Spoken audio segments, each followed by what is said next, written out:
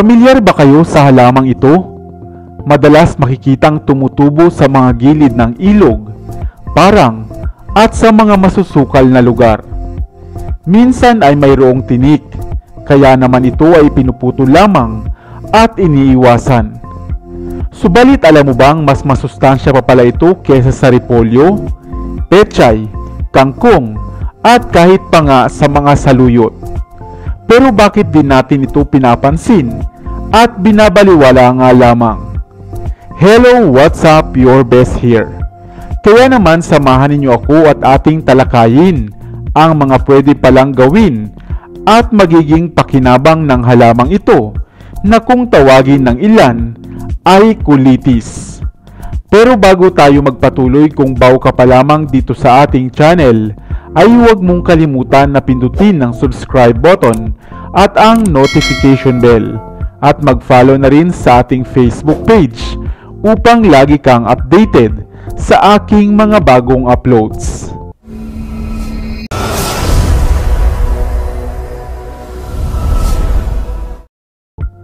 Ang amaranth o mas kilala natin bilang halamang kulitis ay tinatawag ding kadyapa, kilitis, bayam o halamang kalunay.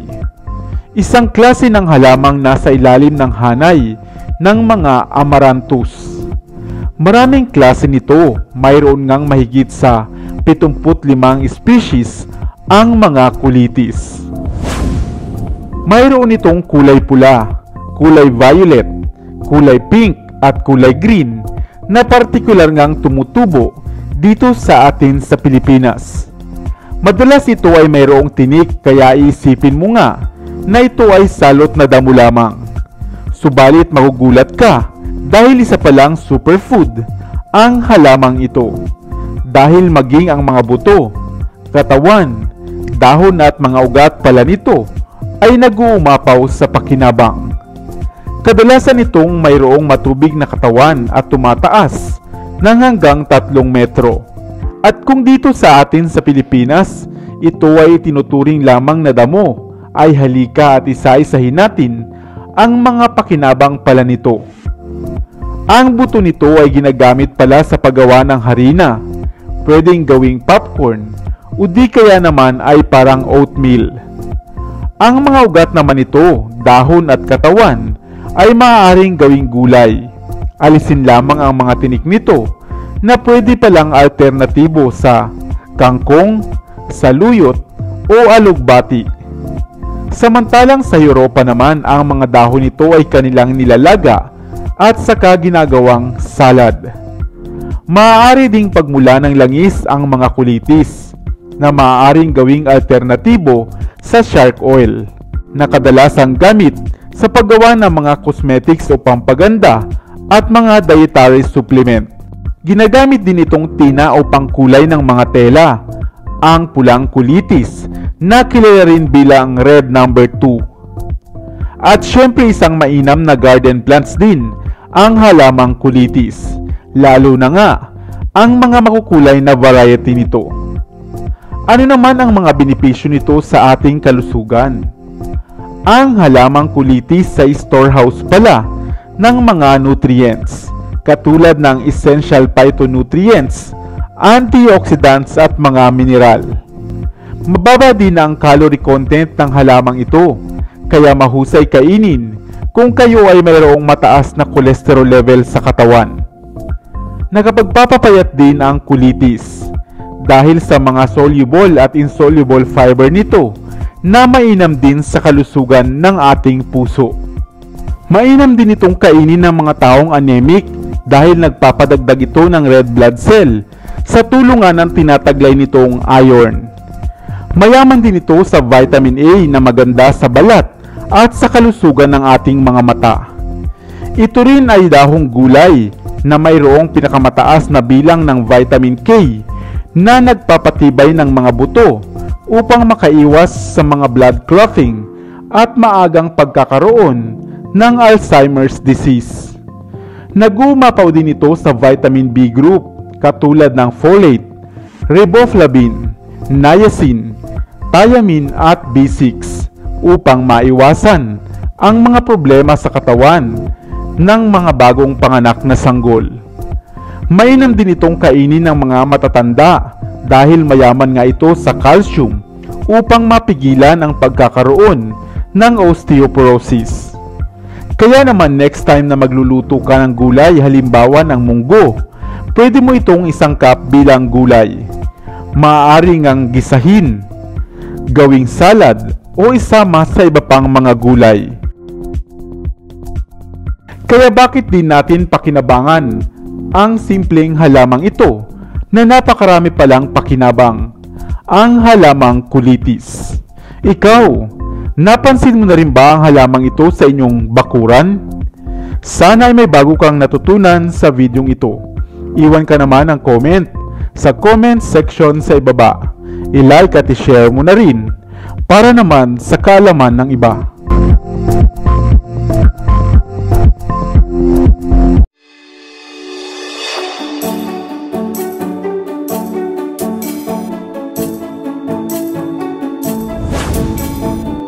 Pamilyar ka ba sa gulay na kangkong? Sa anong luto at putahe ng ulam mo naman ito natikman? Hello, what's up? Your best here. Halos lahat tayo ay pamilyar sa gulay na kangkong. Di lamang dahil sa ito ay kilalang mainam na sangkap sa sinigang, kundi dahil ito ay isa sa pinakapopular at murang gulay na makikita kung saan-saan. Madalas nga ito ay ginagawang salad, sangkap na gulay sa mga sabaw at marami pang iba. Subalit gaano mo nga ba kakilala ang gulay na ito? Batid mo ba na napakaraming gamot at benepisyong pangkalusugan ang hatid nito na maaaring hindi mo aakalain? Kung kaya naman, samahan ninyo akong tapusin ang videong ito upang malaman kung ano-ano at saan-saan mo pa nga ba pwedeng magamit ang gulay na kangkong. Water spinach, o mas kilala natin bilang kangkong. Isa na nga yata sa masasabing pinaka-common na gulay lalo na nga dito sa Pilipinas. Sa napakapayak nitong lasa ay aakalain mo bang higit pa nga pala itong masustansya. Ang kangkong ay binubuo ng mga natatanging nutrients tulad ng sapat na dami ng tubig, energy, protein, carbohydrates, fiber, calcium, iron, magnesium, phosphorus, potassium, sodium, zinc, vitamin C, A, D, vitamin B6 at B12 at marami pang iba. Kung kaya naman, halika at iisa-isahin natin ang maaari mong pagkagamitan ng gulay na ito.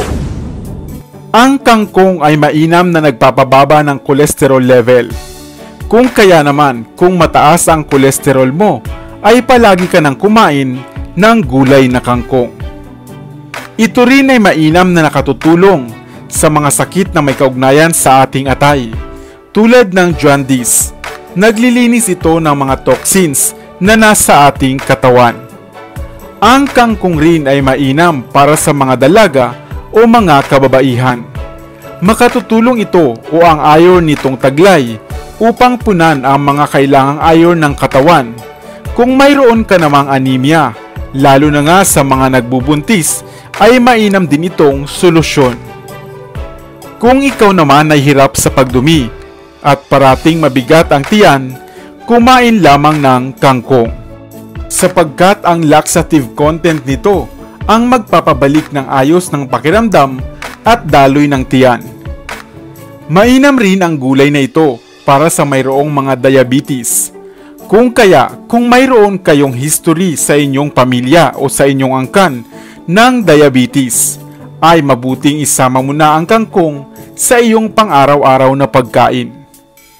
Ang mga bata naman na mayroong maraming bulati sa tiyan ay mainam rin na pakainin ng kangkong dahil ito ay mainam ring solusyon. Ang kangkong rin ay pumipigil sa pagkakaroon ng mga maaaring pamumuo ng mga cancer cells. Maganda rin ito sa mga tao na mayroong malabong paningin.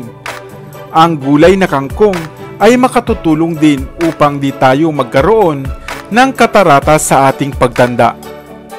Kung mayroon naman kayong iniindang UTI o hirap kayo sa pag-ihi, mainam na isama ang kangkong sa inyong diet dahil ito ay mainam na remedyo sa mga nahihirapan sa pag-ihi at maging sa pagdumi. At kung akala nyo naman na ang aloe vera lamang ang maganda sa buhok, well, gayon din ang kangkong. Dahil ang mga nutrients na nasa aloe vera ay meron din sa kangkong.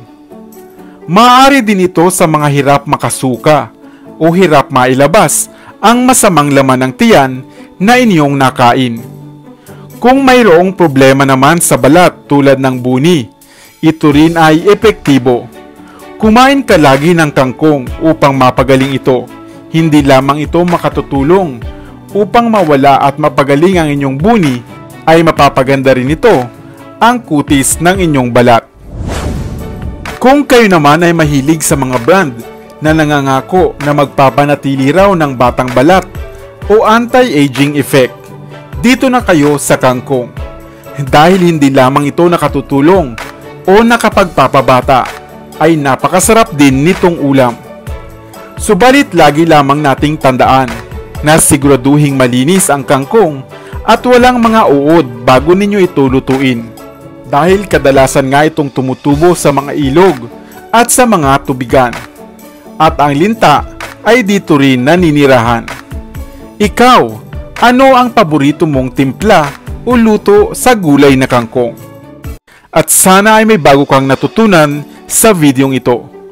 Iwan ka naman ng comment sa comment section sa ibaba.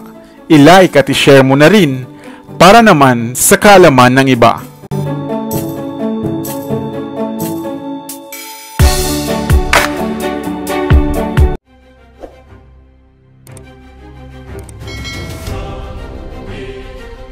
Para sa mga kakaibang kwento ng inspirasyon, kaalaman, hiwaga at misteryo, ako pa rin ang inyong lingkod, ang inyong best para sa Best TV.